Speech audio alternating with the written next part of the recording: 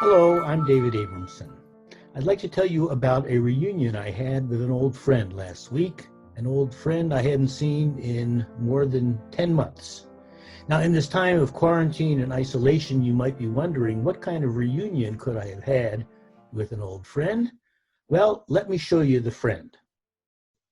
This is Psalm 27, also known as Le David Ori, from two of its opening words. And Psalm 27 is one of my favorite psalms.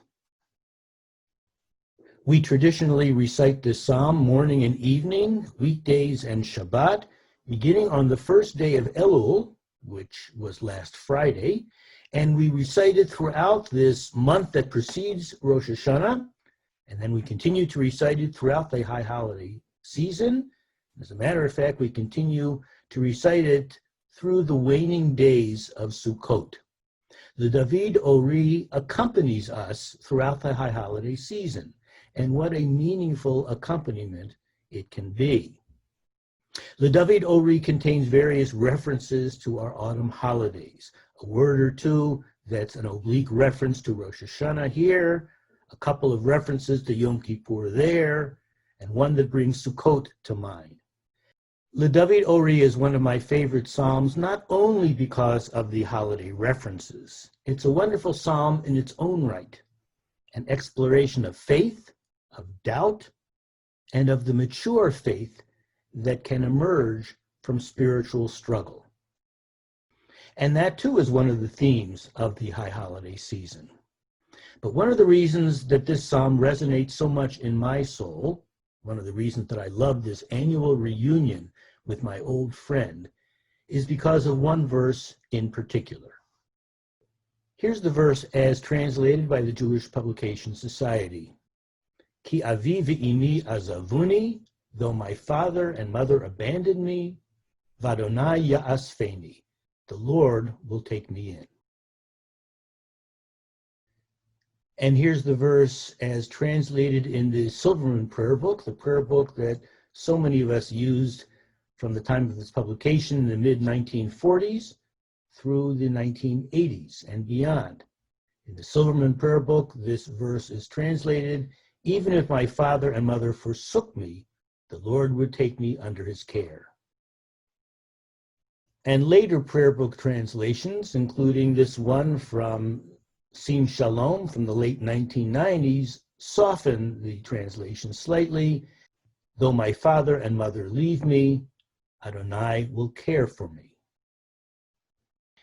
This verse in this generally meaningful psalm is particularly meaningful to me because I sat Shiva for two parents during the month of Elul, once almost 2 years ago and once almost 16 years ago, both times during our twice-a-day recitation of this psalm. And as I recited this psalm during those Shiva Minyanim, this particular verse hit me in the face with unexpected intensity and meaning. Because I was discovering that although my parent had left me, God was taking care of me, just as the psalm promised. How was God taking care of me? Well, 16 years ago, for example, my parents' home was filled throughout the week of Shiva with family and friends, with familiar and unfamiliar faces, with community. And if I felt God's healing presence in those difficult days, it was because of the presence of family and community. And 14 years later, when I was again sitting Shiva during the month of Elul, the location was different and many of the faces were different, but the healing was the same. The community were doing their work, bringing God's healing power into the home of a bereaved family. And yes, I know that I'm talking to you in extraordinary times. I know that none of us has been to a normal Shiva Minyan in more than 5 months. I know that mourners these days are denied the consoling presence of community. And I know the communities are denied the opportunity to fulfill the mitzvah of nichum avelim, of comforting mourners in the usual way.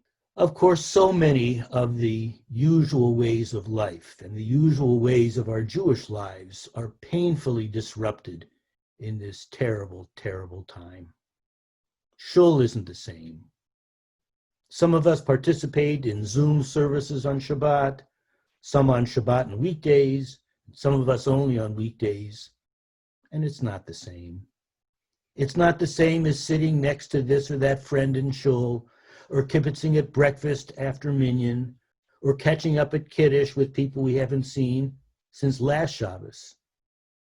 These days, we're all mourning the loss of a feeling of community, mourning the diminishment of so many aspects of our Jewish lives that are fundamentally tied to other people, to family, to community.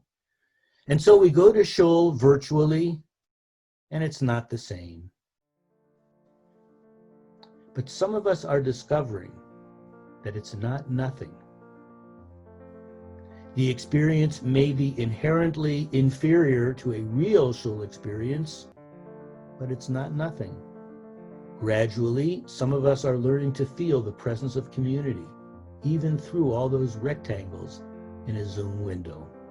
Gradually, we're learning to sense God's presence in our Zoom minyanim, in our virtual shul experience. And even if some days we feel as bereft as a child abandoned by his or her parents, there are other days that we begin to feel that God is taking care of us. It's not simple and it's not easy, but that's one of the challenges we face under normal circumstances, and all the more so under these abnormally challenging circumstances, to nurture, strengthen, and expand our relationship to Jewish tradition, and in so doing, to nurture, strengthen, and expand our connection to God. That's one of the central themes of the High Holy Days, and that's one of the lessons of my favorite psalm, Le David Ori.